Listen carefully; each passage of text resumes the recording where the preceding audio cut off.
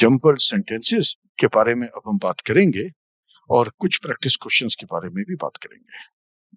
तो इमेजेस जो भी हमने अपने स्लाइड डेक पर अगर यूज करी हैं वो एजुकेशन पर्पस के लिए हैं।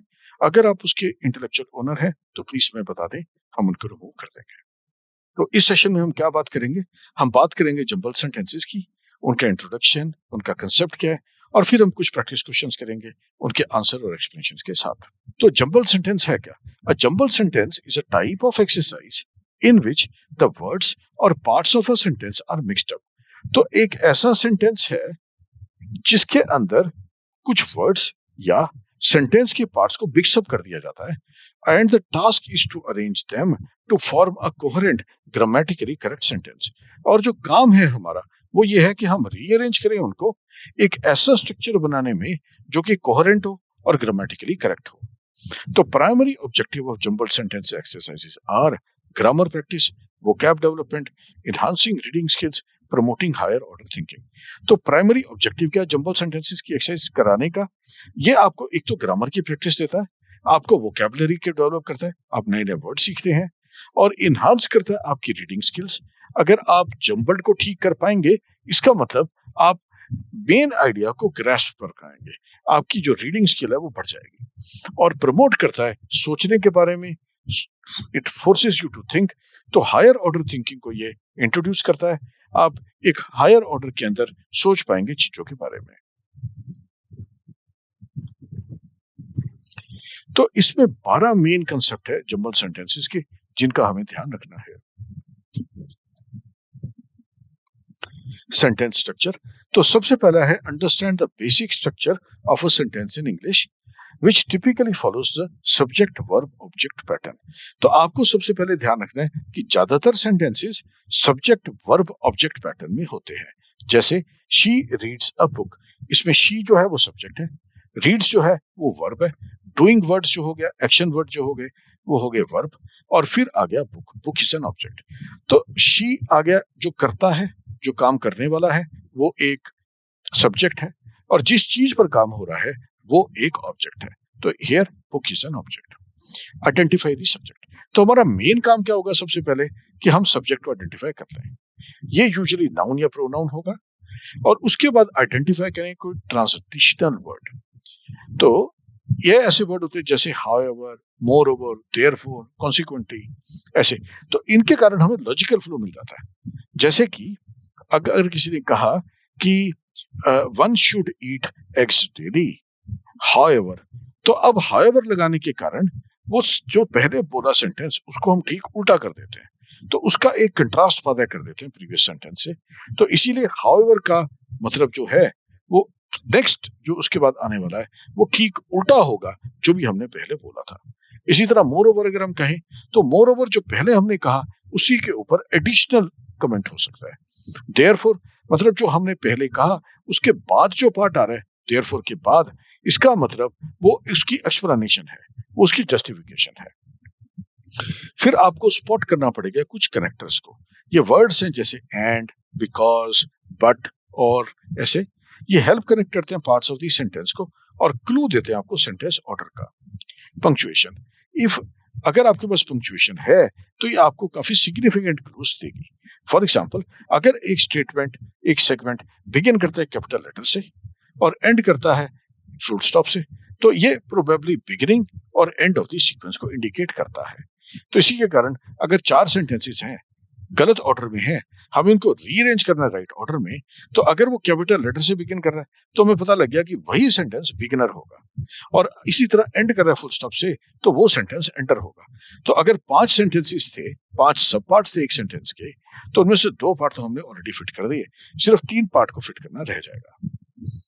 Consistency in tenses and voices, ensure that tenses, tense 3 तरह के होते हैं, पास्ट, प्रेजेंट और फ्यूचर, और वॉइसेस ये एक्टिव और पैसिव होती हैं, ये रिमेन करें consistent in the sentence and paragraph, अगर कोई लॉजिकल रीजन नहीं है उसके चेंज होने का।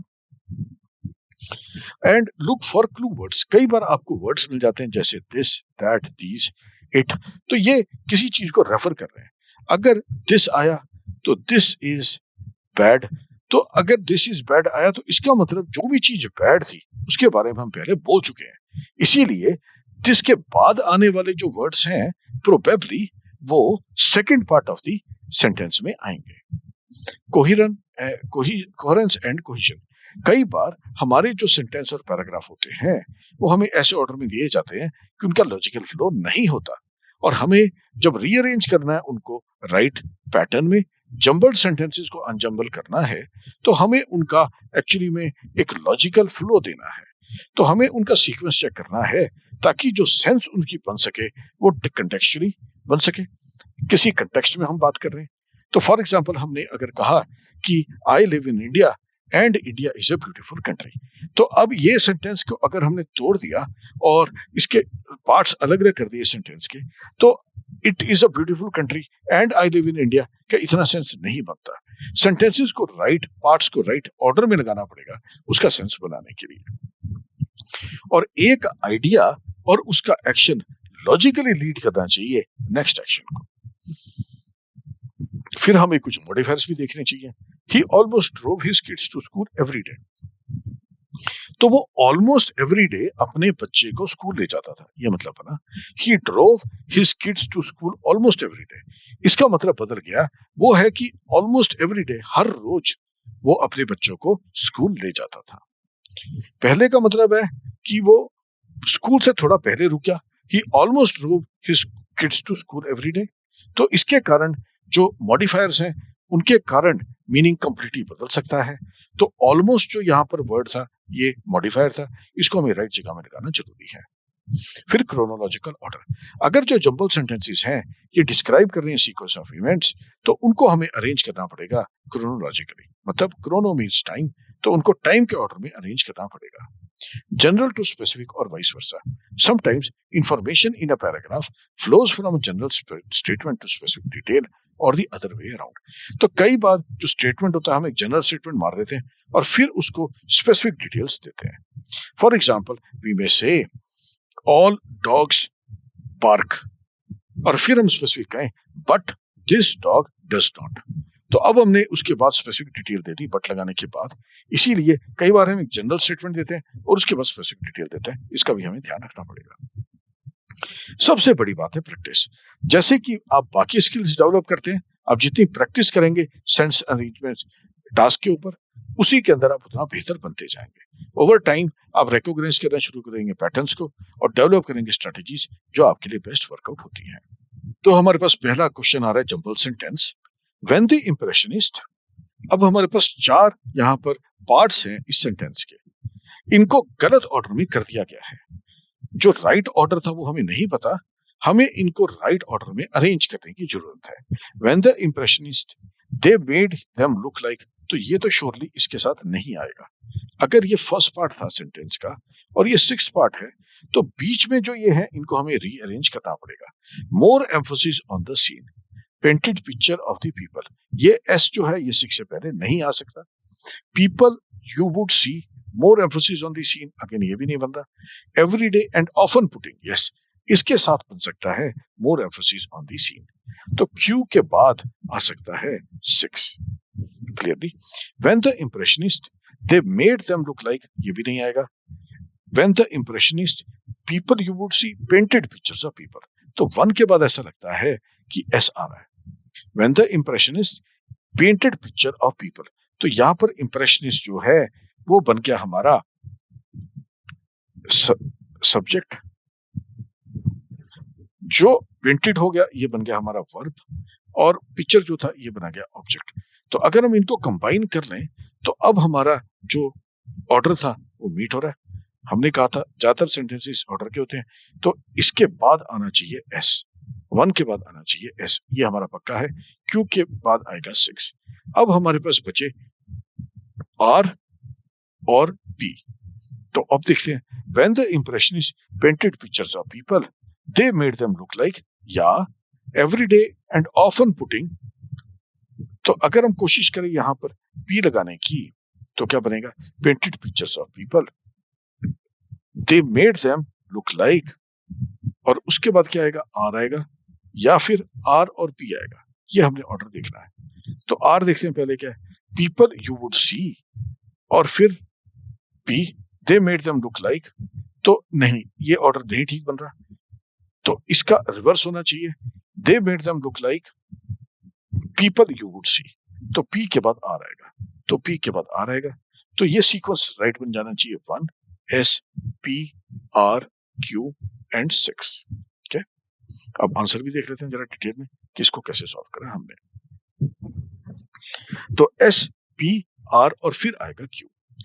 तो एक्सप्लेनेशन क्या है हमारा, पेंटेड पिक्चर्स ऑफ पीपल, ये इंट्रोड्यूस कर रहा है मेन एक्शन कि इंप्रेशनिस्ट क्या कर रहे हैं।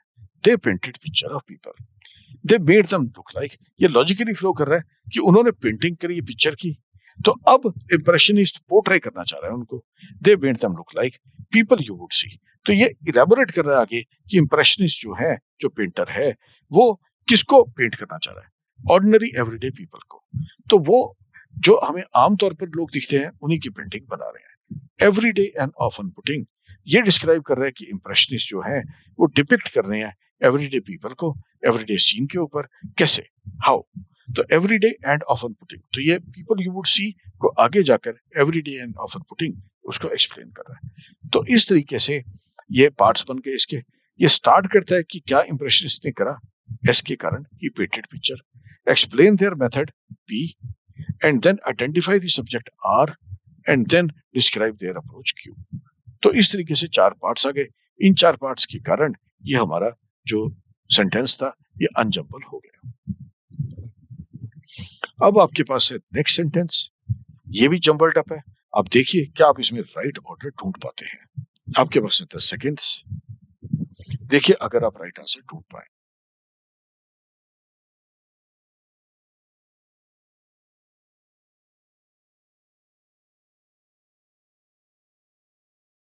तो देखते हैं क्या बनेगा।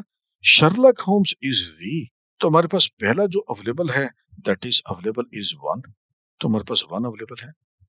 तो 1 के अंदर 1 के बाद क्या आएगा, व्हाट शुड कम आफ्टर, और इसी तरह हमारे पास कहीं ना कहीं 6 अवेलेबल है, पर बीच में जो स्लॉट्स हैं वो हमारे खाली हैं। तो हमारे पास 4 स्लॉट खाली हैं, 2 हमारे भर गए हैं। अब इन स्लॉट्स के अंदर हमें डालने हैं P Q R और S। तो सबसे पहले Sherlock home is the, who is in the state of grace नहीं बनता, is raised to the status, तो is 2 बार इस तरह से नहीं आ सकता। because in his scientific curiosity, again Sherlock Holmes is the because नहीं बन रहा।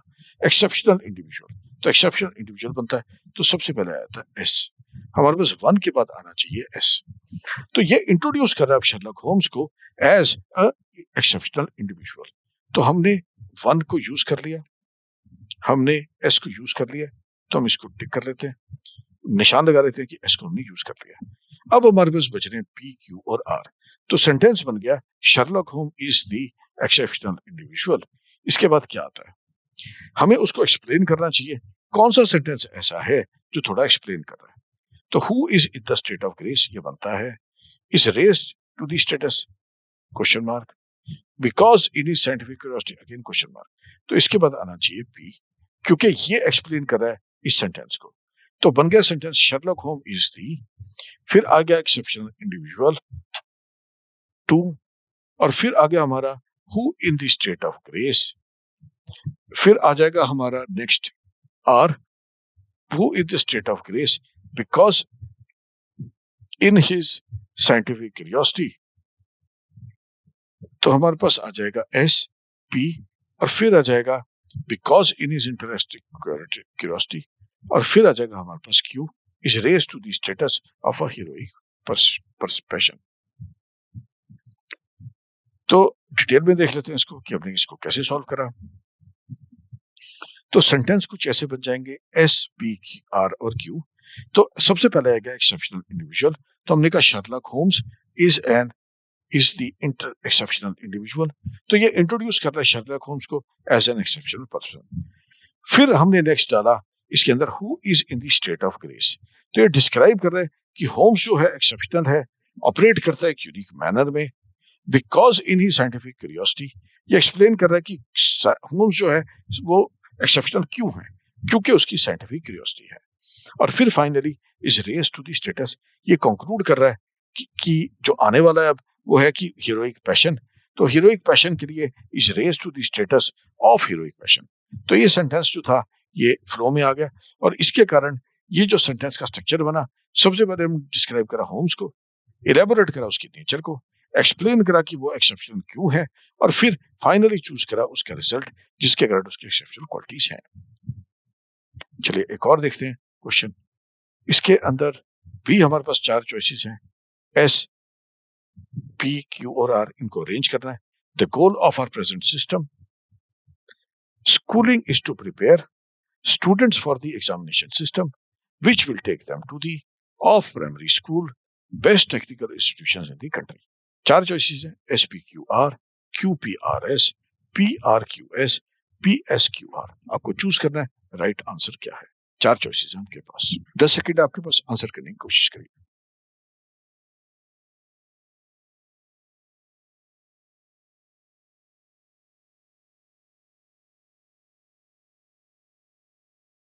तो हम जिस क्वेश्चन की बात कर रहे थे वो कुछ ऐसा था, the goals of our present system. तो हमारे पास अगेन अवेलेबल है 1, हमारे पास अवेलेबल है 6 और हमें बीच में 4 स्लॉट्स को फिल करना है। तो the goal of our present system, तो अब ये डिफेंड कर रहा है एक कंटेक्स्ट को कि हमारा जो प्रेजेंट सिस्टम है प्रेजेंट, और उसके बाद हमें नेक्स्ट क्या करना है, अल्टीमेटली हमें पहुंचना है best technical institution in the country. तो goal of our present system, तो इसके साथ क्या आएगा, स्कूलिंग इज टू प्रिपेयर नहीं बनता, student for the examination system ये बनता है। तो of the goals of our present system, student for examination system, तो दोनों को ज्वाइन नहीं कर पाए हम। The goals of our present system is to prepare student, या ऐसा कुछ आना चाहिए था और तब ये स्टूडेंट के साथ आता। तो इसके साथ क्लियरली पी नहीं आ सकता हमारा इमीडिएटली, क्यू भी नहीं आ सकता। अब अगला देखते हैं, तो ये हमारा जो सेकंड वाला नंबर है, इट कैन नॉट बी 2, ये भी 2 नहीं हो सकता। The goals of our present system which will take them to the, again तो which them will take them to, यहां पर जो बात कर रहे हैं विच विल टेक देम, तो देम की बात हो रही है और देम हमने यहां इंट्रोड्यूस ही नहीं करा, तो इसीलिए ये भी नहीं हो सकता, it can not be this. तो एक ही चॉइस बचा हमारे पास, S, the goals of our present system of primary and secondary, ये बनता है तो हम एस डाल देते हैं। अब हमारा ऑफ प्राइमरी एंड सेकेंडरी आ गया, तो क्लियरली ये स्कूलिंग की बात है। तो अब primary and secondary students for the examination system बन सकता है, या स्कूलिंग इज टू प्रिपेयर। तो अगर हम देखें ध्यान से तो दोनों ही सेंटेंसेस यहाँ पर फिट हो सकते हैं, 3 के अंदर ये भी फिट हो सकता है और 3 के अंदर ये भी फिट हो सकता है।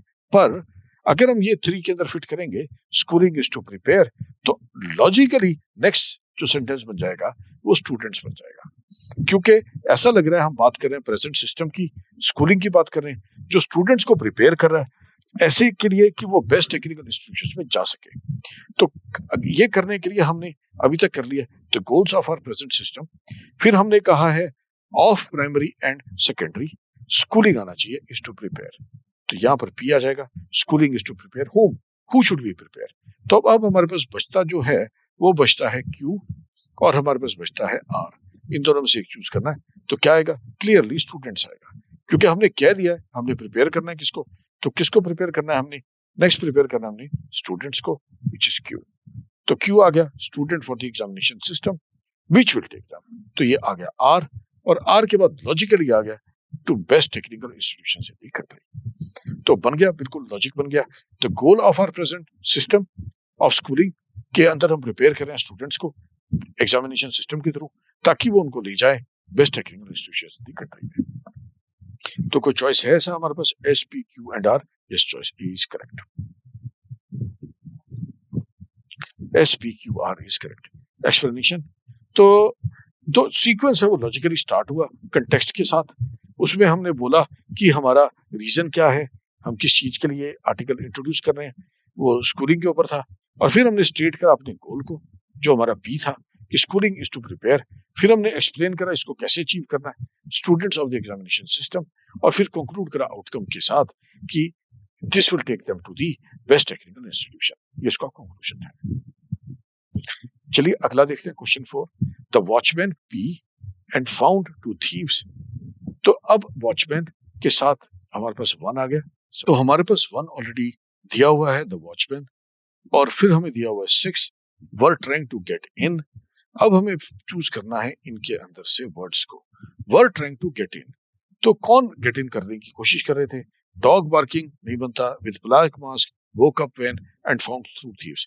तो द वॉचमैन के साथ जो बन रहा है सेंटेंस, तो कुछ ऐसा लगता है कि were trying to get in के साथ जो एसोसिएटेड हमारे चार जो प्लेसेस हैं, हमारे पास एक प्लेस है सेकंड, एक प्लेस है थर्ड, एक प्लेस है फोर्थ और एक प्लेस है हमारे पास फिफ्थ। तो हम इनके अंदर वर्ड्स को फिट करना चाहते हैं। तो देखते हैं, अभी हम सेकंड प्लेस के ऊपर पहले फोकस करते हैं कि क्या आएगा। The watchman and found two thieves, तो एंड के कारण पी नहीं बनता यहाँ पर। वोक अप के कारण woke up when, the watchman woke up when ये बनता है क्योंकि वॉचमैन के साथ ये हमारा आ गया सब्जेक्ट, इसके साथ आ गया हमारा एक ऑब्जेक्ट, व्हेन के कारण आगे डिटेल आ जाएगा और ये आ गया action. The watchman with black mask क्यों नहीं बनता? He heard the dog barking भी नहीं बन रहा। तो वॉचमैन लगा ही दिया है, तो इसके साथ इमीडिएटली हम एडजेक्टिव क्यों लगाएंगे, प्रोनाउन क्यों लगाएंगे? इसीलिए वॉचमैन के साथ आता है वोक अप व्हेन, तो इसके साथ चॉइस आ गया हमारे पास क्यू। अगर सेकंड चॉइस हमारे पास क्यू था, तो अब हमारे पास नैरो हो गए चॉइसेस ए और सी के अंदर। तो नेक्स्ट जो है एस बनता ही है, ये आंसर हमें मिल ही गया यहां से देखते हुए, तो क्लियरली अगला एस पी है। अब डिफरेंस है आर पी या पी आर का, तो अब सेंटेंस पढ़कर देखते हैं। द वॉचमैन, फिर आ गया हमारे पास क्यू, वोक अप व्हेन, फिर आ गया S, he heard the dogs barking. अब हमारे पास चॉइस है, अगर हम आर लगाने की कोशिश करें विद ब्लैक मास्क, तो dog barking with black mask से नहीं बनता। डॉग टिपिकली बार्क नहीं कर रहे होंगे विद ब्लैक मास्क। उसकी जगह अगर हम लगाने की कोशिश करें यहाँ पर P and found two thieves with black mask, तो ये बनता है तो पी आर। तो पी आ गया अगला हमारे पास चॉइस, और फाइनली आ गया हमारे पास आर। तो हमारे पास चॉइस बन गया 1 Q S P are 6 S P are 6, तो ये हमारे पास चॉइस आ गया सी। तो this turns out to be the correct choice, C is the correct choice. Detail में देख लेते हैं। Q S P R C is the correct choice. तो the watchman woke up when he heard the dog barking and found two thieves with black mask were trying to get in. तो बिल्कुल logical flow बन गया। Watchman woke up, तो इसमें हमारे पास जो action हो रहा था वो हाईलाइट हो गया, तो इसके कारण हमें पता लग गया हर्ड द डॉग, उसने एक और एक्शन देखा, डिस्कवर्ड द थीव्स, एक और एक्शन देखा, एंड डिस्क्राइब देम। तो इस तरीके से वॉचमैन ने पूरी कहानी है, ये पूरा सेंटेंस उसी के ऊपर है कि उसने डॉग्स के कारण वो उठ गया, उनके बार्किंग करने के कारण उसने थीव्स को देखा जिन्होंने ब्लैक मास्क लगा रखा था, और उनको फिर उसने देखा कि they were trying to get him. Next sentence है आपके पास, the student touched the arrived and their teacher feet off with reference. तो जैसे स्टूडेंट जो होते हैं वो टच करते हैं फीट को अपने टीचर्स के रेफरेंस के साथ, तो उसी के ऊपर ये सेंटेंस है। आपको रीअरेंज करना है इसको, आर क्यू एस और पी, या P Q P S R, या C choice Q P R S, या क्यू आर एस पी, कौन सा राइट चॉइस है आपको ये बताना है चारों में से। आपके पास 10 सेकेंड्स है, take your time to try to solve it.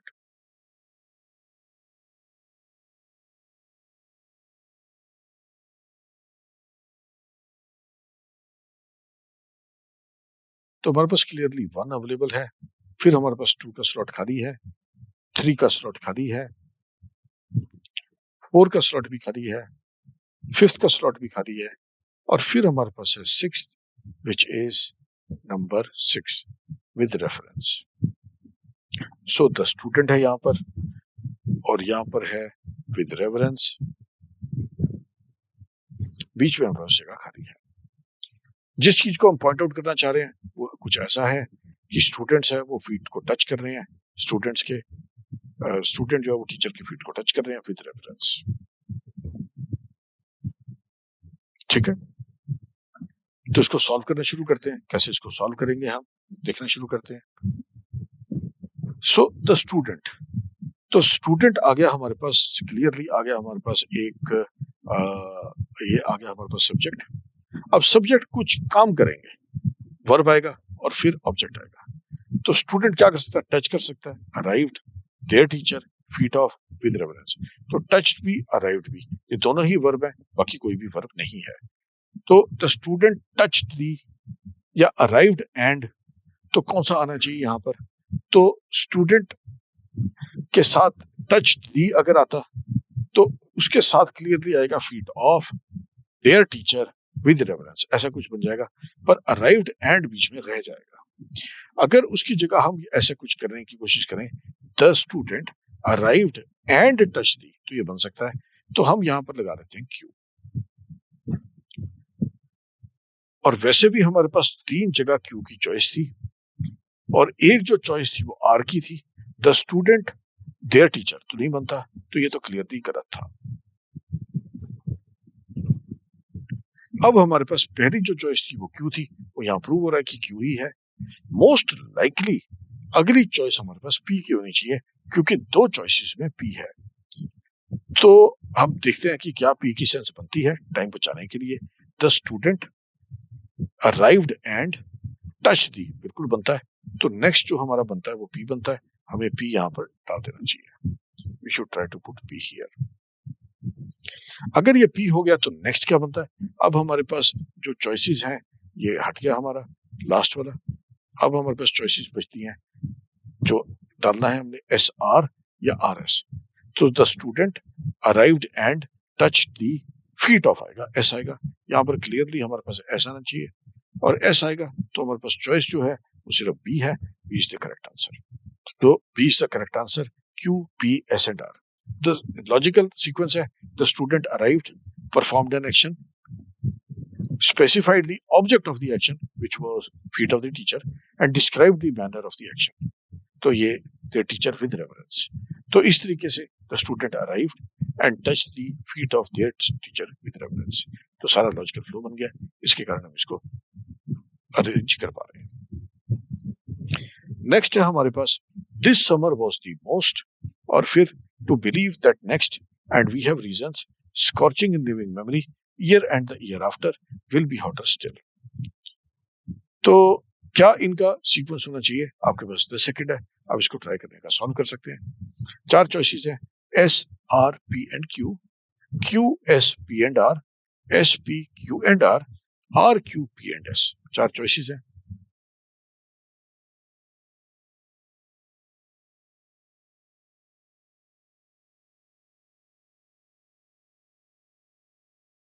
तो पहली जो चॉइस है वो हमारे पास एस हो सकती है, क्योंकि 2 में एस आ रहा है। अगर हम एस को ट्राई करें तो क्या होता है, this summer was the most, year and the year after नहीं बनता।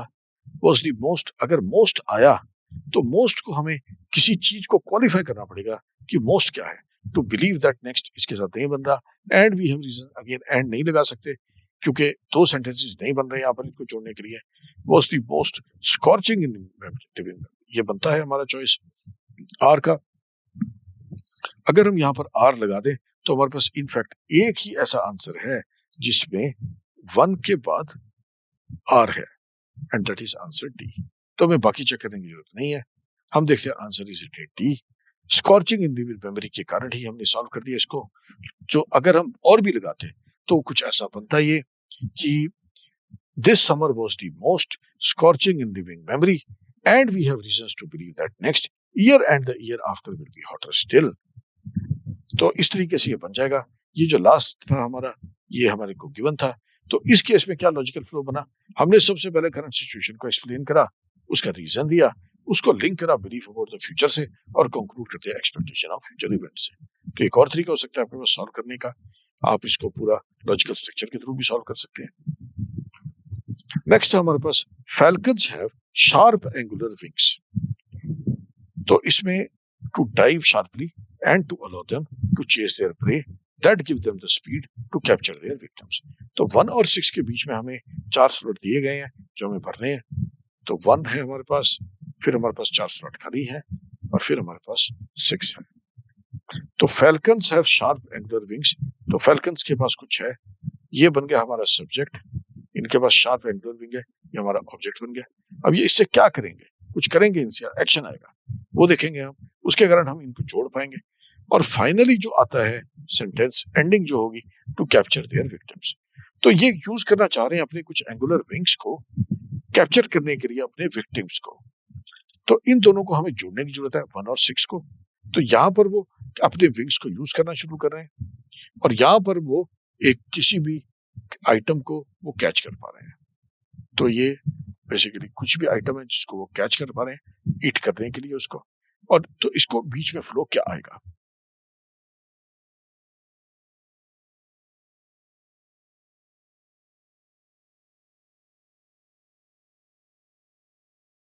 तो फैल्कन्स है शार्प एंगुलर विंग्स, हमारे पास चॉइसेस हैं, चॉइसेस में एस 2 बार आ रहा है, तो क्या हम एस को चूज करने की कोशिश करें।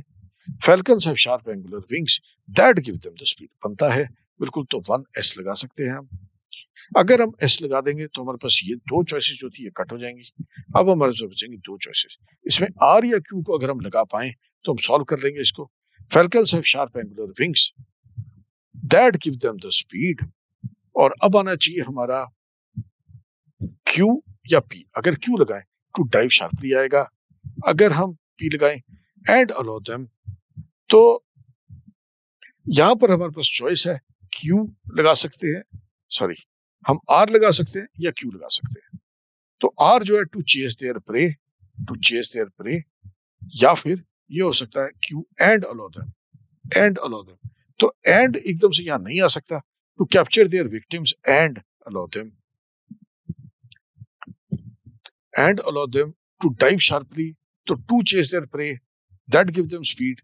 तो बीच में से कहीं ना कहीं सेंटेंस थोड़ा इलॉजिकल सा स्ट्रक्चर बन जाएगा, हम उसको जोड़ नहीं पाएंगे। अनलेस हम यहाँ पर अगर आर लगाएं तो क्या होता है, टू चेस देयर प्रे, तो यहाँ पर आ गया wing to chase their prey, suppose हमने ये ट्राई करा तो आर आ गया हमारे पास, और नेक्स्ट जो बचेगा हमारे पास वो बचेगा क्यू और पी। तो क्यू आएगा and allow them to dive sharply to capture their victims बनता है बिल्कुल। और जो ऑल्टरनेट चॉइस थी वो क्या था हमारे पास, वो कुछ ऐसे बनता था falcons have sharp angular wings और क्यू एंड अलाउ देम, ये नहीं बनता। Falcons have sharp angular wings that give them the speed and allow them to dive sharply to chase their prey to capture their victims, तो ये नहीं बनता। जो पहला सेंटेंस है दैट मेक्स सेंस, तो हमारे पास करेक्ट आंसर है सी। डिटेल में देख लेते हैं एक बार दोबारा। तो एक्सप्लेनेशन हम देना चाहते हैं ये कि द फैल्कन्स के पास एंगुलर विंग्स है दैट गिव देम स्पीड, तो इंट्रोड्यूस कर दिया हमने कैरेक्टरिस्टिक फैल्कन्स का, और उसके बाद टू चेस देयर प्रे कहा हमने and allow them to dive sharply, तो टू कैप्चर देयर प्रे। तो सबसे पहले हमने कैरेक्टरिस्टिक जो था इसका वो एक्सप्लेन कर दिया कि उनके पास स्पीड है, उसका यूज एक्सप्लेन कर दिया, उसको कनेक्ट कर दिया एक और एबिलिटी के साथ एंड के थ्रू, और इसी तरह जो फिर उसको खत्म कर दिया कि उस एबिलिटी का उनको फायदा क्या हो रहा है, वो फायदा ये हो रहा है कि they are able to get their prey. Everyone the case calmly acknowledges who knows you when they consider that you have been wronged।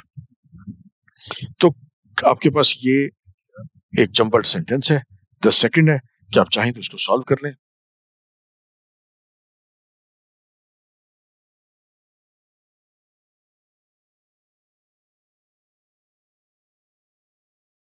Attempt करते हैं इसको भी, हम देखते हैं इसको कैसे सॉल्व करेंगे। यहाँ मेन आइडिया क्या है, everyone acknowledges the case calmly when they consider that you have been wronged। तो कुछ ऐसा बनता है कि आप अगर wronged हैं तो हर कोई acknowledge करता है, जो भी आपको जानता है कि केस के बारे में। तो इसका लॉजिकल सेंटेंस क्या बनेगा, तो कौन acknowledge करता है हमें वो देखना पड़ेगा, और that you have been wronged इसके साथ क्या आएगा, हम रिवर्स भी चल सकते हैं इसको, 6 को लेकर we can try to go back। अगर हम कहें that you have been wronged तो इसके साथ कौन सा सेंटेंस आना चाहिए, acknowledges that you have been wronged हो सकता है, who knows you that you have been wronged नहीं बनता। तो इस तरीके से हम ट्राई कर सकते हैं, या हम फॉरवर्ड मूव करते हुए ट्राई कर सकते हैं। चलिए अभी फॉरवर्ड मूव करते हुए करते हैं एवरीवन। तो एवरीवन जो है ये हमारा बन जाएगा सब्जेक्ट। अब सब्जेक्ट के बाद कुछ वर्ब आना चाहिए। वर्ब जो आता है हमारा, for example acknowledges is a verb, who knows you तो knowing is again a verb, तो इन दोनों में से कोई एक बनता है, क्यू या आर। चॉइसेस जो है हमारे पास क्यू और आर दोनों ही है, अवेलेबल है हमारे पास, तो बी या डी दोनों में से एक करेक्ट आंसर है हमारे पास। अगर हम लेते क्यू तो उसके बाद आता everyone acknowledges who knows you, तो इस सेंटेंस का थोड़ा सा स्ट्रक्चर टूट गया है। Everyone acknowledges who knows you, तो एवरीवन एक्नॉलेजेस हु, तो ऐसा नहीं बनता कि कुछ ऐसा कह रहा है कि हर कोई एक्नॉलेज कर रहा है कि जो आपको जानता है उनको एक्नॉलेज कर रहा है, तो इस स्ट्रक्चर सा नहीं बनता। तो इसीलिए डी जो है वो बेटर आंसर लग रहा है अभी तक। इसको जोड़कर देखते हैं क्या बनता है। एवरीवन, फिर आ जाएगा हु नोज यू, ठीक है बनता है, इसको हम काट देते हैं। इसके बाद आ जाएगा क्यू, एक्नॉलेजेस, फिर आ जाएगा S, when they consider that you have been wrong, the case calmly when they consider that you have been wrong. तो इस तरीके से स्ट्रक्चर बनता है। अगर स्ट्रक्चर ठीक बनता है तो इसको एक्सप्लेन करते हुए ग्रेटर डिटेल में देख लेते हैं। तो हमारे पास सब्जेक्ट था एवरीवन, उसको हमने सबसे पहले इंट्रोड्यूस करा सब्जेक्ट को, हु नोज यू, तो एवरीवन हु नोज यू, तो इसके कारण जो सब्जेक्ट था हमारा वो क्वालिफाई हो गया। एक बार वो क्वालिफाई हो गया, अब हम वर्ब के ऊपर ले आए एक्नॉलेजेस। यह है मेन एक्शन इस सेंटेंस का, वो एक्नॉलेज करते हैं व्हेन दे कंसीडर, तो उन्होंने एक कंडीशन देखी जिसके अंदर ये एक्शन हुआ, ये इंडिकेट कर रहा है कि कोई कंडीशन हुआ, द केस कामली। तो ये कंसीडर किसको करें, तो उसके लिए द केस है, उसको वो कामली कंसीडर करते हैं। तो इसीलिए ये लॉजिकल फ्लो है। हम सबसे पहले आइडेंटिफाई करते हैं ग्रुप को, सेट करते हैं कंडीशन, स्पेसिफाई करते हैं reason for their reaction and then describe their reaction. Next आ गया हमारे पास, it is those good works that lead to peak performance which we do with passion, our understanding of our purpose and which come to reflect in this life। तो कुछ ऐसा sentence है कि जो अच्छे वर्क हैं जो हमें पीक परफॉर्मेंस पर लेकर जाते हैं, जिनको हम पैशन से करते हैं, जब हम अपने अंडरस्टैंड करते हैं अपने पर्पस को, तो तब वो रिफ्लेक्ट करते हैं कुछ और इस लाइफ के अंदर। तो ये अलग अलग सेंटेंसेस थे हमारे, हमें उनको रीअरेंज करना है जम्बल्ड अप सेंटेंसेस को, ताकि कोहेरेंट आंसर बन सके। तो 10 सेकंड आपके पास, आप इसको ट्राई करिए।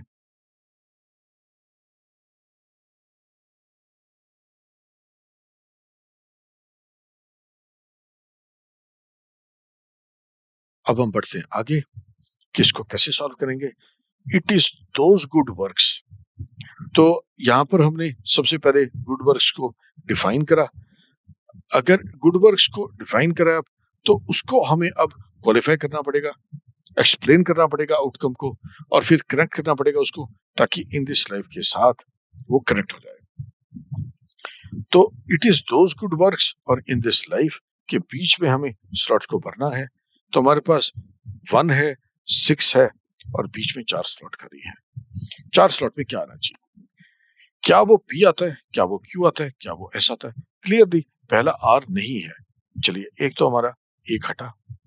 तो अब हम अगर लगाएं it is those good works that lead to peak performance, ठीक है बन सकता है। Which we do with passion, ये भी बन सकता है। तो जो पहला स्लॉट है हमारा उसके अंदर ये दोनों फिट हो सकते हैं। And which come to reflect, ये नहीं बनता क्योंकि it is those good works and, तो अभी तक तो हम जस्ट इंट्रोड्यूस ही कर रहे हैं अपने सब्जेक्ट को, उसके साथ विच एंड विच नहीं बनता क्योंकि दो यहाँ पर सेंटेंस पूरा नहीं हुआ, तो इसीलिए एस नहीं बनता। तो अभी तक हमारे पास जो चॉइसेस हैं वो पी और क्यू की है, तो हम इसको ध्यान में रखते हैं कि it can be either P और one of these Qs. S जो है ये रॉन्ग आंसर है, इसको हम एलिमिनेट कर सकते हैं। अब नेक्स्ट जो है वो डिसाइड कर देगा हमारा कि हम किस तरीके से इस सेंटेंस को बना रहे हैं। अगर हम पी के साथ चलते हैं तो it is those good works that lead to peak performance, और इसके साथ आर लगाते our understanding of our purpose, नहीं बन रहा, लॉजिकल फ्लो नहीं बन रहा, क्योंकि it is those good works that lead to peak performance, our understanding of our purpose नहीं बन रहा, दोनों सेंटेंस को नहीं जोड़ पा रहे, कुछ एंड आता कुछ और आता है बीच में, तब हम जोड़ पाते आर को। तो क्लियरली आर जो है वो राइट आंसर नहीं है, पी के बाद आर नहीं आ सकता। नेक्स्ट हम ट्राई करते हैं सी को। अगर हम लगाते, हमारे पास क्यू था तो it is those good works हमने कहा, और इसको लगाने के बाद हमने कहा it is those good works and which come to reflect, ये भी नहीं बनता। तो it is those good works, हमने इसके बाद कहा Q, which we do with passion, तो यहाँ पर अगर हम लगाते हमारे पास क्यू तो पक्का ही है यहाँ लगाने के लिए, क्योंकि दो ही करेक्ट चॉइसेस हैं। उसके बाद क्या है, पी है या एस है, हमें ये फाइंड आउट करना है, पी है या एस है। तो सेंटेंस कुछ ऐसा बन रहा है, it is those good works, उसके बाद Q, which we do with passion, ये बन गया हमारा। और इसके बाद हमें चूज करना है क्या लगेगा, that lead to peak performance लगेगा या and which come to reflect. तो अगेन एंड अचानक बीच में आ रहा है, ये लॉजिकल सेंटेंस का स्ट्रक्चर नहीं बना रहा, क्योंकि यहां पर अभी हमने इंट्रोड्यूस ही नहीं करा पूरा। तो हमारे पास जो है क्यू के बाद एस नहीं आ सकता, तो this can not B S, तो यहां पर आएगा सीधे ही पी। तो अब पी लगाकर देखते हैं, it is those good works which we do with passion that lead to peak performance and which come to reflect our understanding of our purpose in this life, ये बनता है। तो यहाँ पर आर आ जाएगा फिर, और यहाँ पर हमारा एस आ जाएगा। इस तरह ये एक लॉजिकल स्ट्रक्चर बन रहा है, डिटेल में देख लेते हैं। Q P S and R, तो सेंटेंस का लॉजिकल स्ट्रक्चर बन गया। तो सबसे पहले हमने एक्सप्लेन करा टाइप ऑफ वर्क जो है, जो हम पैशन के साथ करते हैं, वो लीड करता है पीक परफॉर्मेंस को, और वो फिर रिफ्लेक्ट करता है our understanding of our purpose of this life. तो इस तरीके से ये सारा लॉजिकल स्ट्रक्चर एक बन गया। हमने इसको देख पाए कि जो करेक्ट आंसर है उसको हम ढूंढ पाए, क्योंकि हमने सबसे पहले इंट्रोड्यूस करा टाइप ऑफ वर्क जिसको हम डिस्कस कर रहे हैं, वो वर्क जिसको हम पैशन के साथ कर रहे हैं। फिर हमने बात करी that lead to peak performance, तो this is work done with passion. अगर इसका आउटकम हम देखा जाए, जो भी वर्क डन विद पैशन है, तो इसका आउटकम होगा peak performance and which come to reflect.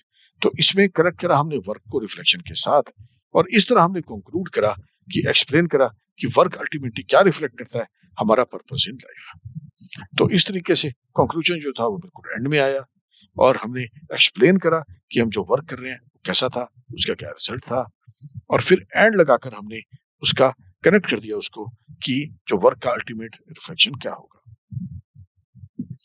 चलिए नेक्स्ट देखते हैं question number 10, moisturisers for the face.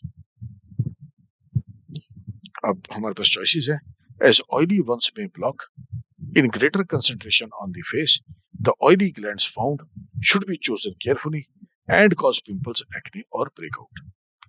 तो ये सेंटेंसेस हैं। तो क्लियरली यहाँ पर मतलब जो है मॉइस्चर जो है वो हम कह रहे हैं कि उसको केयरफुली चूज करना चाहिए, वो कॉज कर सकते हैं पिंपल और एक्ने को ब्रेकआउट करने के लिए, क्योंकि जो ऑयली वंस है वो ब्लॉक कर सकते हैं ऑयल ग्लैंड्स को। तो इस तरह से वो बात कर रहे हैं, तो इनको किस तरीके से अरेंज करा जाए कि ये मीनिंग जो है, मेन आइडिया जो है, उसको हम कन्वे कर पाए। तो क्लियरली हमारे पास चारों चॉइसेस जो हैं उनमें पहला तो एस गिवन है, तो हमारे पास पहले 1 है, फिर एस है चारों चॉइसेस में, और इसका मतलब हमें सिर्फ 3 को ढूंढना है अब, और उसके बाद 6 आ जाएगा। तो 1 क्या था, मॉइस्चराइजर फॉर द फेस, और इसके बाद क्या आ गया हमारा S, should be carefully chosen, ये आ गया हमारा। तो this becomes 1, this becomes 2, should be chosen carefully.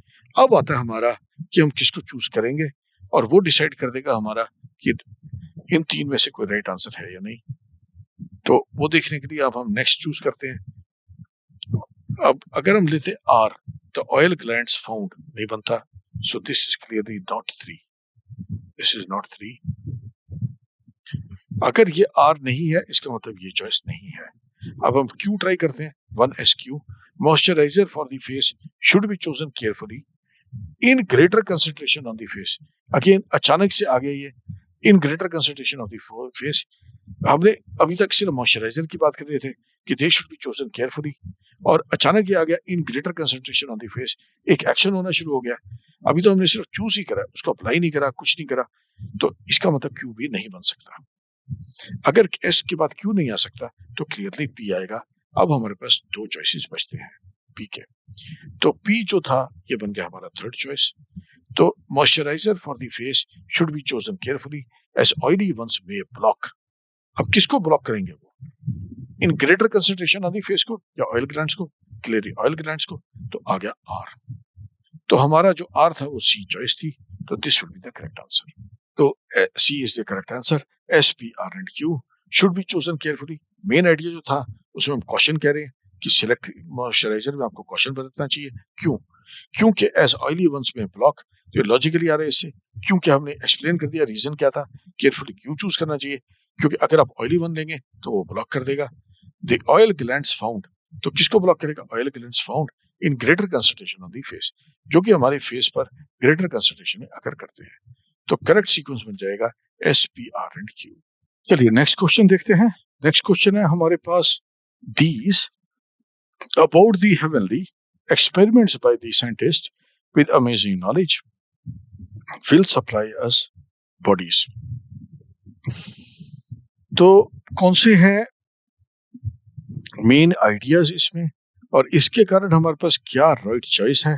P S Q R, P S are Q, Q S R P या आर क्यू पी एस, आपको चूज करके बताना है। ए बी सी डी में से राइट आंसर कौन सा है? आपके पास 10 सेकेंड है।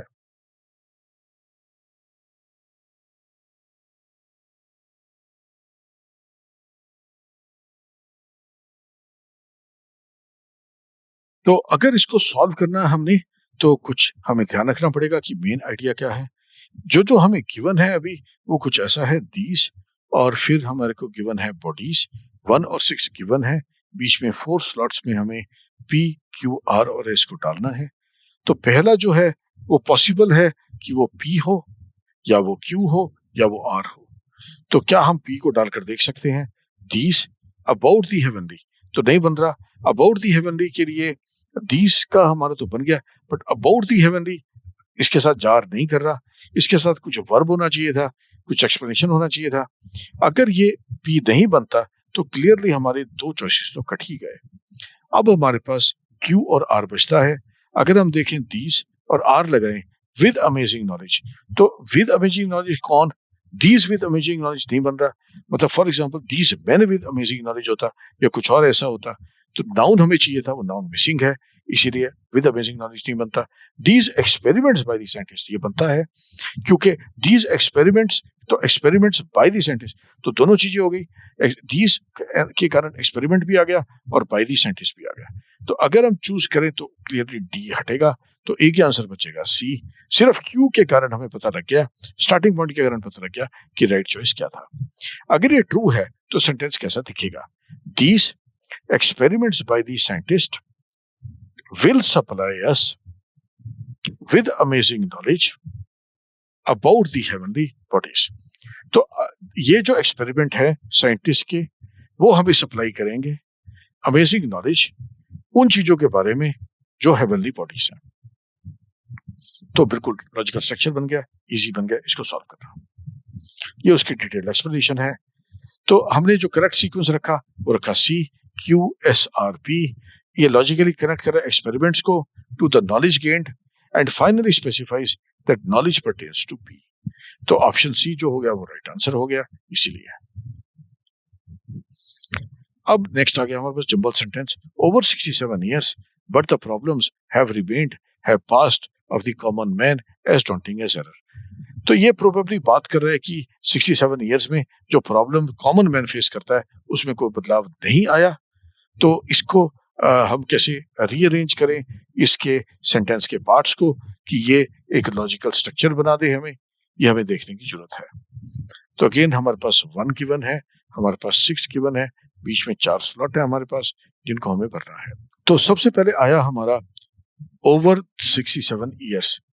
बढ़ती प्रॉब्लम, तो बढ़ तो नहीं हो सकता क्लियरली शुरू में, और ये चॉइसेस में भी नहीं है। हमारी चॉइस है एस क्यू या आर, तो क्यू मोस्ट लाइकली होगा।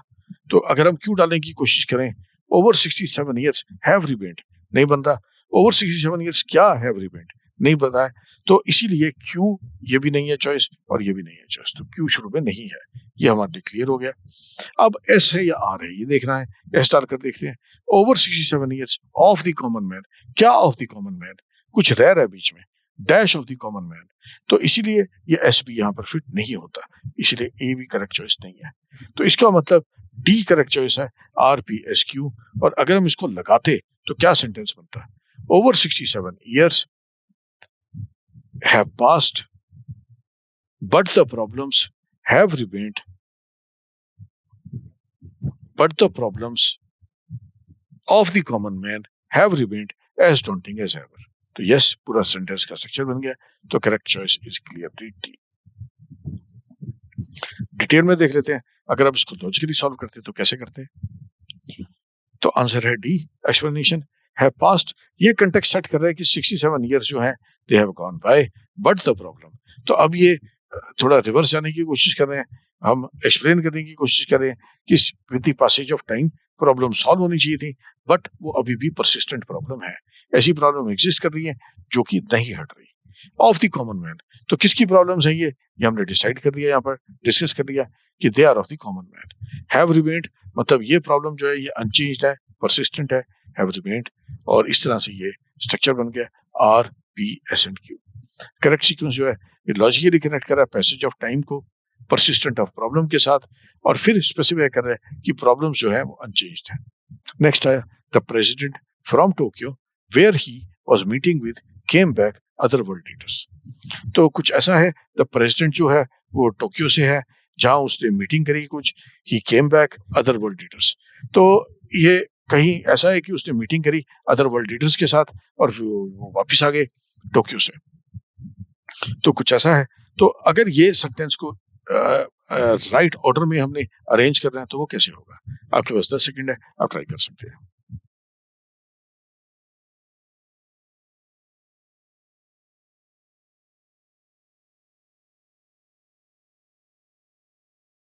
तो करेक्ट सीक्वेंस क्या होगा।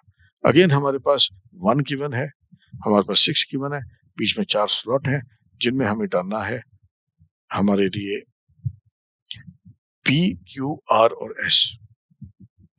इस केस में अगर हम पहला भी फिट कर लें तब भी हम आंसर को डिसाइड कर पाएंगे, क्योंकि पी क्यू आर एस सब डिफरेंट है। ये मल्टीपल चॉइस को क्विकली सॉल्व करने का तरीका है। द प्रेसिडेंट, अगर हम डालते P from Tokyo, the president from Tokyo, तो वो केम बैक कैसे करेगा, अदर वर्ल्ड लीडर्स क्या होगा, तो ये थोड़ा अजीब है।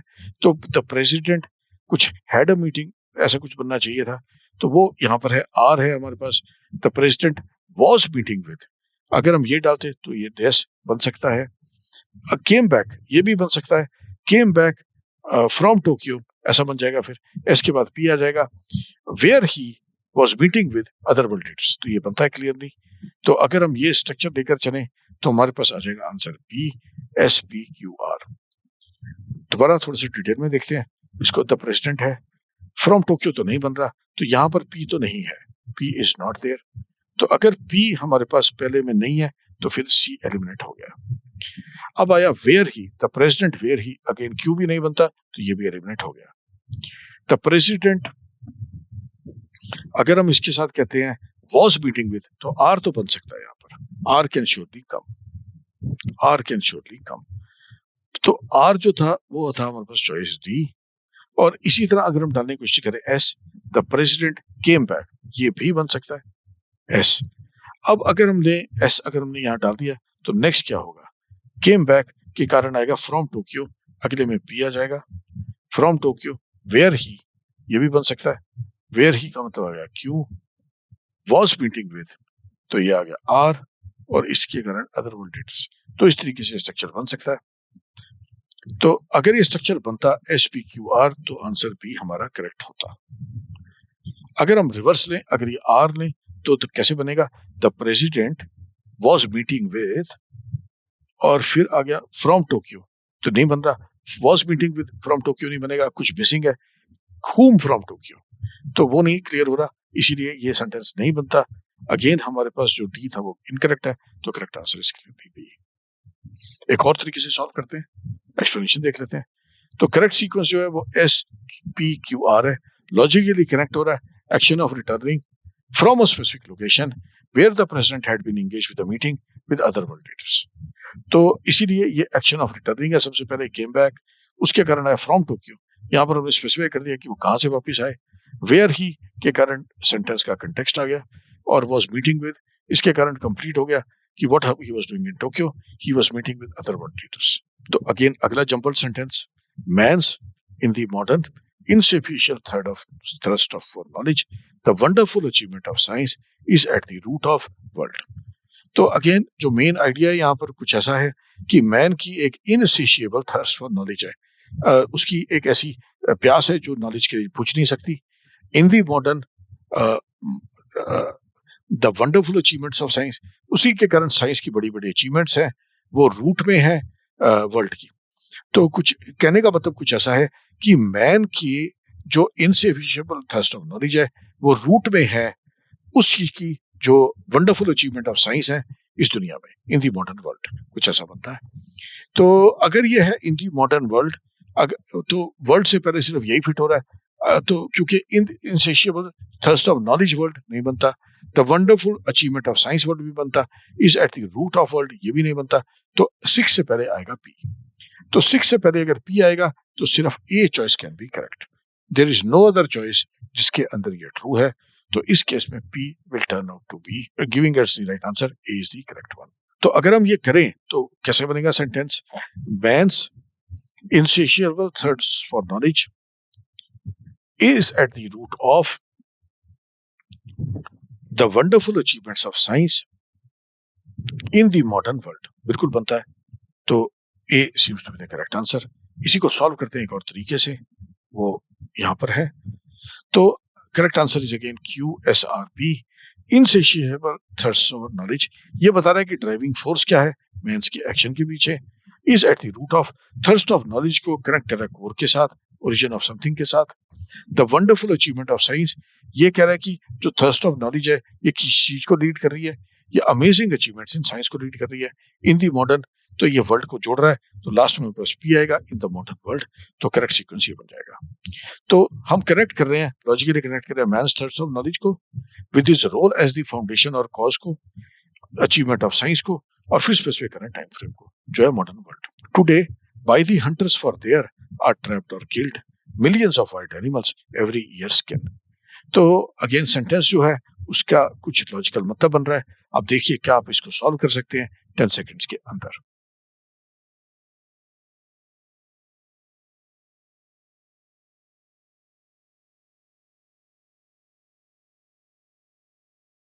इसको कैसे सॉल्व करेंगे? इसको सॉल्व करने के लिए हम कुछ ऐसा करेंगे, टुडे कुछ ये जो आइडिया मेन कन्वे कर रहा है वो क्या कन्वे कर रहा है।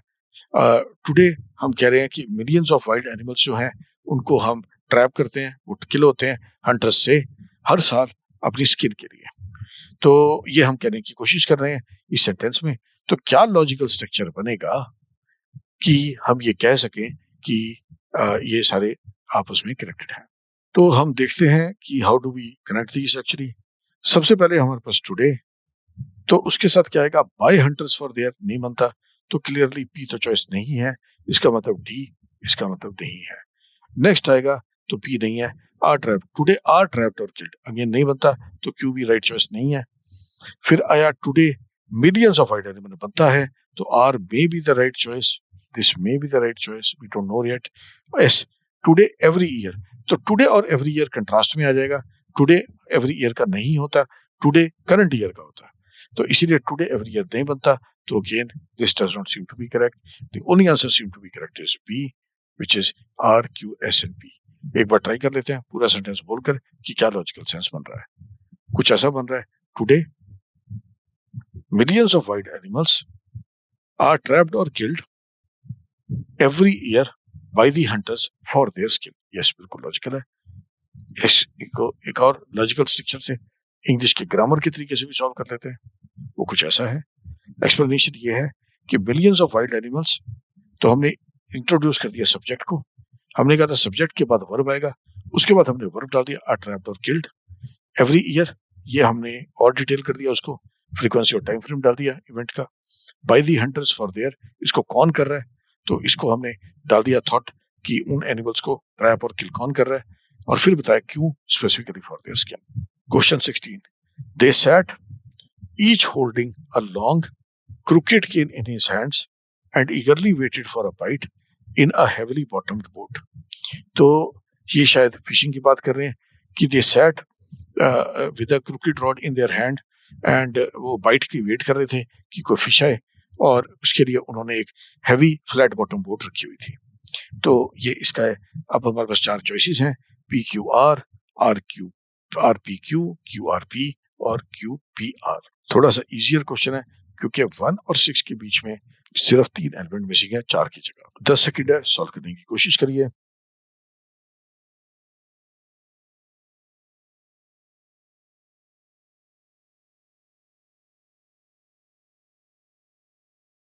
तो करते हैं, इसको सॉल्व करने की कोशिश करते हैं।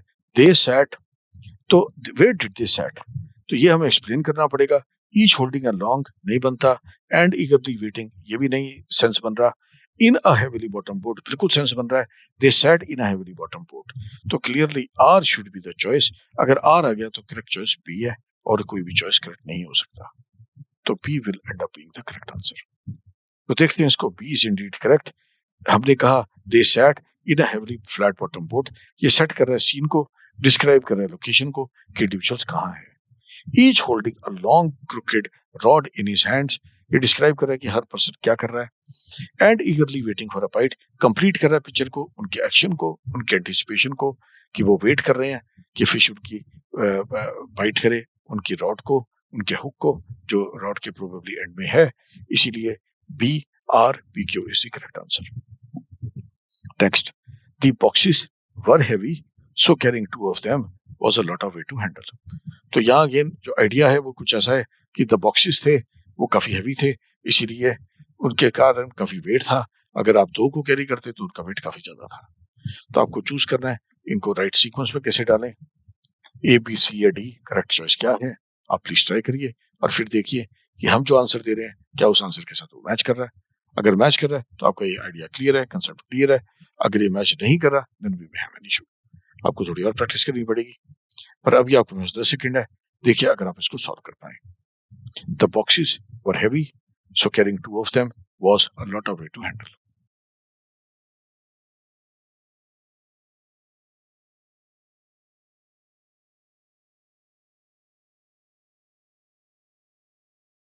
तो ये तो वैसे ही सेंटेंस की सेंस बनती रखती है। अगर हम बोले the boxes were heavy, so carrying 2 of them was a lot of weight to handle, तो पी क्यू आर जो है ये बड़ी अच्छी सी सेंस बन रही है। तो आंसर जो है बी का पी क्यू आर, ये बड़ा अच्छा सा सेंस बन रहा है। अगर हम क्यू लगाते द बॉक्सेस सो कैरिंग नहीं बन रहा। द बॉक्सेस की कोई रीजन होना चाहिए, सो कैरिंग 2 ऑफ देम, सो के कारण कोई रीजन नहीं है, इसीलिए क्यू तो करेक्ट चॉइस नहीं है। अभी तक हमने ये पाया कि B seems to be the correct choice, एक तो, और एक हमने पाया अभी तक कि Q is not the right choice. इसी तरह आर, अगर क्यू नहीं है तो ये भी कट जाएगा। R, the boxes was a lot of weigh to handle बन सकता है प्रोबेबली। फिर आएगा पी वर हैवी, तो अब boxes was a weigh to handle and then were heavy नहीं बनता। क्या हैवी था नहीं क्लियर हो रहा, बॉक्सेस वर हैवी, इसीलिए C is also not correct. Correct answer is P. इसको ग्रामर के तरीके से भी कर लेते हैं। The boxes were heavy, this introduces the characteristics of the boxes, so carrying 2 of them, continue कर रहे हैं फर्दर, एक्सप्लेन कर रहे हैं कॉन्सिक्वेंस या एक्शन सिचुएशन जो उनकी वेट के कारण आ रही है। Was a lot of weight to handle, again conclude कर रहे हैं थॉट को, एक्सप्लेन करने के लिए कि why carrying 2 of the heavy boxes was challenging. तो हम लॉजिकली इंट्रोड्यूस कर रहे हैं सबसे पहले कैरेक्टरिस्टिक्स ऑफ बॉक्स, एक्सप्लेन कर रहे हैं सिचुएशन को, और फिर कर रहे हैं कंक्लूड कॉन्सिक्वेंस के साथ। अब आ गया question 18, a long hallway leading to 4 bedrooms, the back of the upstairs runs across. तो कौन सी राइट चॉइस है हमें बताना है, पी क्यू या आर। आइडिया मेन क्या है, एक लॉन्ग हॉलवे है, वो लीड कर रहा है 4 बेडरूम्स को, बैक ऑफ द अपस्टेयर्स में रन्स अक्रॉस। तो इनको लॉजिकली कैसे अरेंज करें, आपके पास 10 सेकंड है आंसर करने के लिए। Take about 10 seconds. देखिए अगर आप इसको आंसर कर पाए और फिर हमारे आंसर से इसको मैच कर पाए।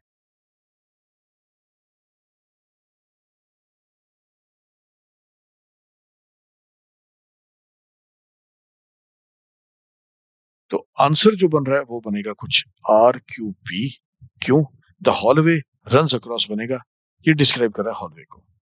The back of the upstairs, ये स्पेसिफाई कर रहा है कि हॉलवे कहां से रन अक्रॉस करेगा, लीडिंग टू 4 बेडरूम्स। अब ये कंप्लीट कर रहा है कि the hallway runs across the back of the upstairs leading to 4 bedrooms. तो इस तरीके से ये पूरा एक्सप्लेन कर देगा हमारे पूरे सेंटेंसेस को, एक लॉजिकल सीक्वेंस पे ले जाएगा। तो correct sequences R Q P, logically describe करेगा हॉलवे को, लोकेशन को, कहां वो जा रहा है, इसीलिए ये करेक्ट सीक्वेंस है।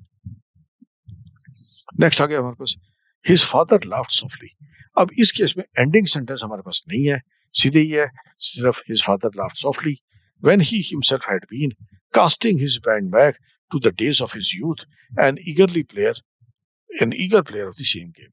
तो कुछ ऐसा है कि फादर जो है वो उसने सॉफ्टली लाफ करा जब उसने अपना माइंड वापस लेकर गया उन दिनों में, अपने यूथ के दिनों में, जब वो सेम गेम को प्ले करता था। तो इनको राइट चॉइस क्या बन सकता है? इसमें एंडिंग नहीं है, हमें इसी सेंटेंस को पूरा करना है। ओके, 4 चॉइसेस गिवन है, आपके पास 10 सेकंड है, देखिए अगर आप इसको सॉल्व कर पाए।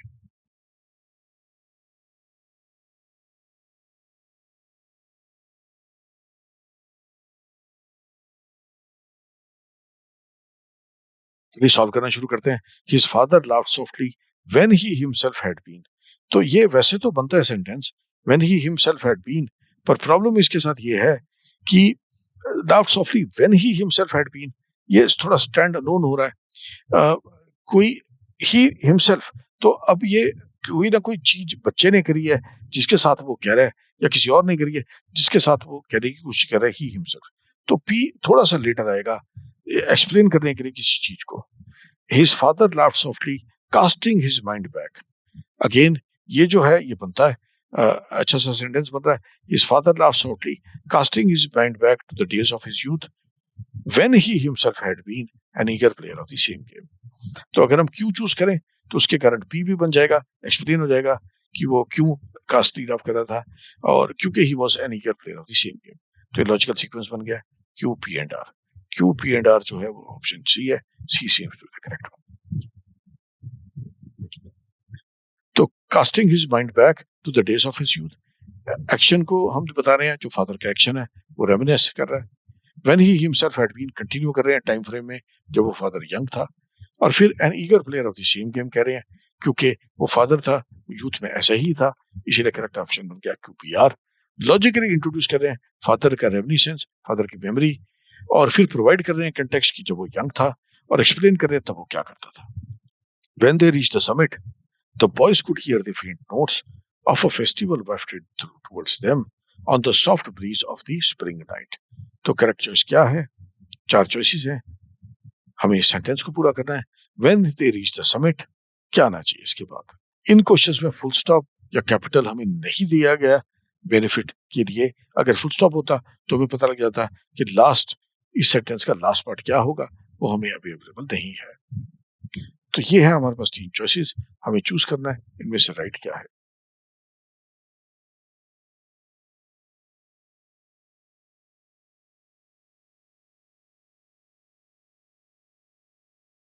तो सेंटेंस है हमारे पास when they reach the summit the boys could hear the faint notes of a festival wafted towards them on the soft breeze of the spring night.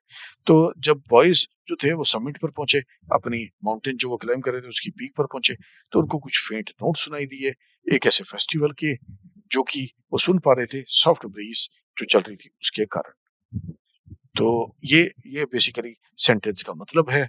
अगर हम इसका मतलब समझ पा रहे हैं तो इसको कैसे लॉजिकली अरेंज करें कि ये इस मीनिंग को क्लियरली एक्सप्लेन कर पाए।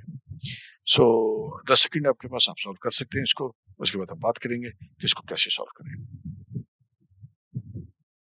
When they reached the summit, the boys could hear the faint notes of a festival wafted towards them on the soft breeze of the spring night. 4 choices हैं। सबसे पहले हम कोशिश करते हैं पी लगाने का। When they reached the summit, the boys could hear the faint note. बनता है बिल्कुल।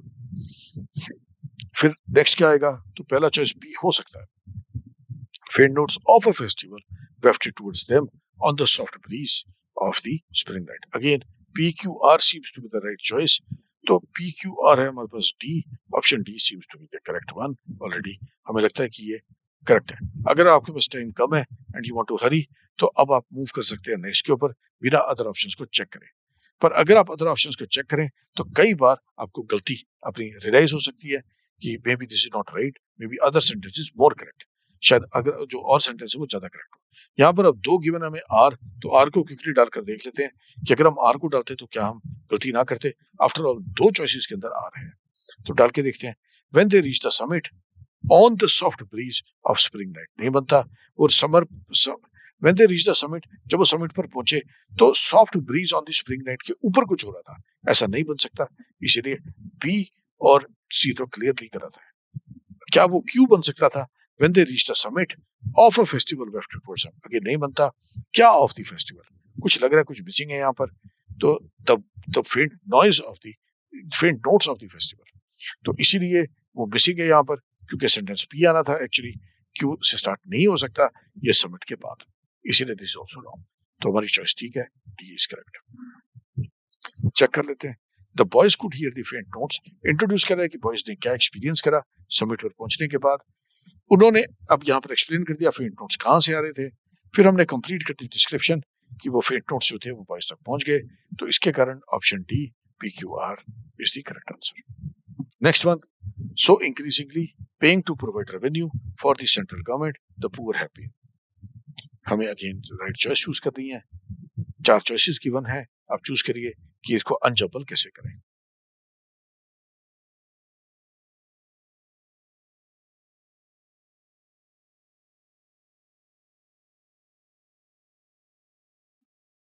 तो आइडिया क्या है यहाँ, तो ज्यादातर अब ऐसा लग रहा है कि जो रेवेन्यूज हैं सेंट्रल गवर्नमेंट के वो पुअर प्रोवाइड कर रहे हैं, ये आइडिया हमने कन्वे करना है। तो इसके लिए हमें सबसे पहले चाहिएगा कि इसके अंदर डूअर कौन है। सो इंक्रीजिंगली जो डूअर है वो पुअर है, पुअर जो कर रहे हैं वो प्रोवाइड कर रहे हैं revenues for the central government. तो क्लियरली सबसे पहले हमारा चॉइस आना चाहिए आर, नेक्स्ट आना चाहिए पेइंग, तो पी आना चाहिए और फिर क्यू आना चाहिए, तो option A seems to be the correct one. तो अगर आपके पास टाइम कम है, you want to go ahead, आप जा सकते हैं अगले क्वेश्चन के ऊपर, बट अदरवाइज अगर आप बाकियों को इवैल्यूएट करना चाहें तो आप इवैल्यूएट कर सकते हैं। हमारे पास एक और था आर का, आर क्यू पी, ये क्या बनता? सो इंक्रीजिंगली हम कहते फॉर द सेंट्रल गवर्नमेंट, तो नहीं बन रहा। So increasingly the poor have been for the central government, क्या बीच में कुछ मिसिंग है, something for the central government वो मिसिंग है, इसीलिए बी नहीं बनता। चलिए ग्रामर की तरफ से भी देख लेते हैं। Explanation, the poor have been, ये इंट्रोड्यूस कर रहा है सब्जेक्ट को, बता रहे कि कौन इन्वॉल्व है कौन इफेक्टेड है। Paying to provide revenues, explain कर रहा है कि क्या पुअर क्या कर रहे हैं। For the central government, specify कर रहा है कि रेवेन्यूज किसको प्रोवाइड हो रहे हैं, तो इसीलिए R P Q is the correct answer. Next, we are told that it's public distribution system creating a functional sole purpose is a noble goal of. तो हमारे पास 3 चॉइसेस गिवन है, हमें बताना है कि राइट अनजम्बल्ड सेंटेंस क्या होगा।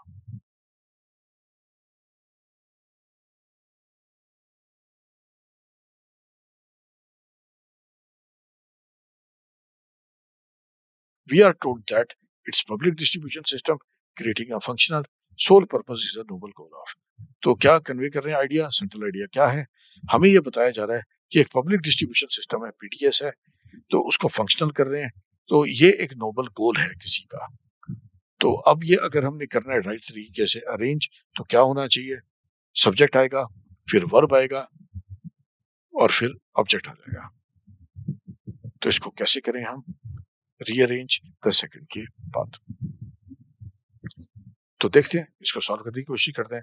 We are sold that it's public distribution system, ये its public distribution system creating a functional, अगर हम पब्लिक डिस्ट्रीब्यूशन सिस्टम को चूज कर लेंगे तो बाकी आगे अटक जाएंगे sentences. Creating a functional sole purpose नहीं बन रहा, तो अब ये its sole purpose, its sole purpose its, तो ये बनता है वन के इट्स के बाद आर आना चाहिए क्लियरली। तो we are told that it's, यहीं पर एक है sole purpose is the noble goal of, तो ये एक्सप्लेन कर रहा है कि उसका क्या हो रहा है। We are told it's sole purpose is the noble goal of, तो अब हम आगे बढ़ सकते हैं। तो आर जो है वो सिर्फ एक ही चॉइस में आर क्यू पी, उसके बाद आ जाएगा creating a functional public distribution system. Yes, logically हो गया। We are told that it's sole purpose is the noble goal of creating a functional public distribution system.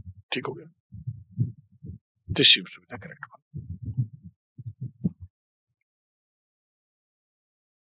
तो करेक्ट सीक्वेंस आरक्यूपी है, logically introduce कर रहा है Nobel गोल को, describe कर रहा है उसके लिए क्या करना पड़ेगा, डिस्क्राइब कर रहा है पूरे सिस्टम को, इसीलिए R Q P is the correct answer.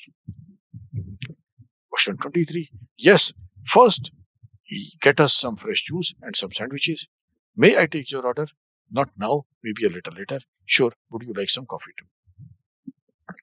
तो हमारे पास 4 सेंटेंसेस हैं। अगर हमें इनको अनजम्बल करना है, राइट ऑर्डर में अरेंज करना है, तो ये कैसे करेंगे?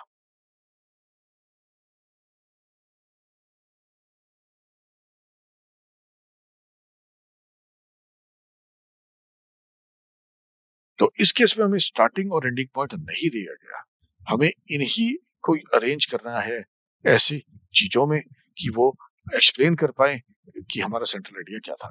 यहाँ हो क्या रहा है, मे आई टेक योर ऑर्डर, कोई पूछ रहा है कि मैं ऑर्डर ले सकता हूँ, not now may be a little later, तो ये एक ऑप्शन है। या फिर sure would you like some coffee too, तो एक ये पूछा उसने कि कॉफी भी चाहिए आपको का, हमने कहा yes, first get us some fresh juice and some sandwiches. तो हमने पहले तो उसको यस कहा, और फिर उसको कहा, जब उसने दोबारा पूछा कि आप क्या कॉफी भी लेंगे, तो हमने शायद मना कर दिया, हमने कहा नहीं, अ लिटिल लेटर। तो ये सेंटेंस किस तरीके से अरेंज होगा, ये देख लेते हैं हम। तो सबसे पहले क्वेश्चन आएगा, मे आई टेक योर ऑर्डर, तो अब हम यस कह सकते हैं, नॉट नाउ। हम कह सकते हैं not now, may be a little letter, पर उसके कारण फिर हम सेकंड पार्ट नहीं पूछ पाएंगे। तो अब वो sure would you like some coffee too, तो टू के कारण हमने पहले ऑर्डर प्लेस कर दिया, इसलिए आर नहीं आ सकता पहले, नॉट नाउ नहीं हो सकता, हमें पहले यस करना पड़ेगा। यस कर कर हम कहेंगे, तभी वो पूछ पाएगा सम कॉफी टू। और अब हम कहेंगे not now, may be a little later, तो ये आर में एंड करेगा, और इसीलिए option C seems to be the correct one. Detail में देख लेते हैं। May I take your order, common question है जो सर्वर पूछ रहा है। Yes, first get some fresh juice and some sandwiches, response आ गया उसका। Sure would you like some coffee too, initial order को एक्सटेंड कर रहा है, सजेस्ट कर रहा है एक और ऑप्शन जो कॉफी की है, not now may be a little letter, conclude कर दे रहा है ये डिस्कशन को कि नॉट नाउ, थोड़ी देर बाद। Question 24, the company was often asked the formal और informal interviews employees who are living for their opinion during.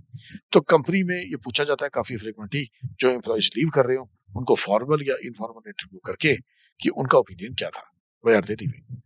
तो टिपिकली ये बनता है। तो अगेन हमें इसको अरेंज करना है, 10 सेकंड आपको दिए जा रहे हैं, अब इसमें देखिए अगर आप इसको आंसर कर पाए।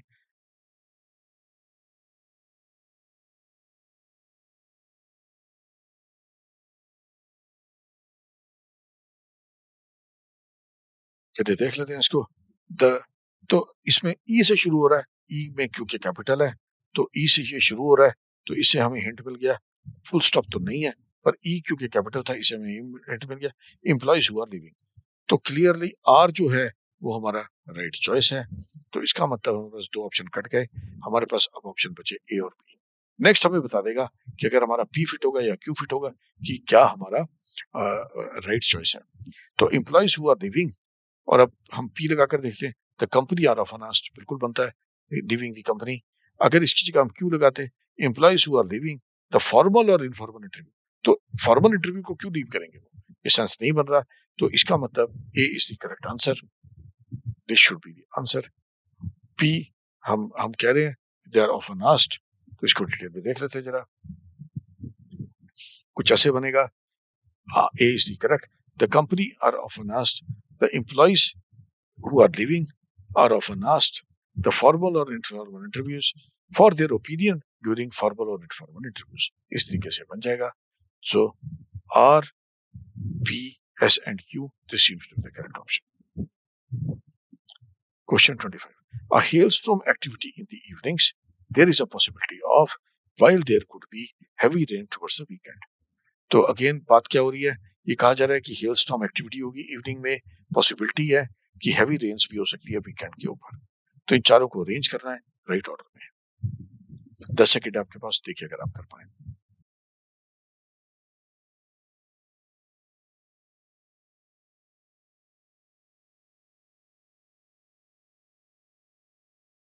देखिए इसका राइट सीक्वेंस क्या बनता है, क्लियरली अगेन क्यू से ही शुरू होगा। क्यू से शुरू होने वाले हमारे पास दो ऑप्शन है, क्योंकि टी है, टी कैपिटल है। There is a possibility of, possibility किस चीज की, heavy rains towards the weekend, ये बन सकता है। Hailstorm activity in the evening, while there could be, ये नहीं बनता। पॉसिबिलिटी या तो हेलस्टॉर्म एक्टिविटी की है या रेन की है। तो हमारे पास या तो एस है, हैवी रेन्स एस है, या पी है, या यहाँ पर पी बनता है। तो इसका मतलब हम बस क्लियरली कुछ ऑप्शंस जो नहीं है उनको हम एलिमिनेट कर सकते हैं।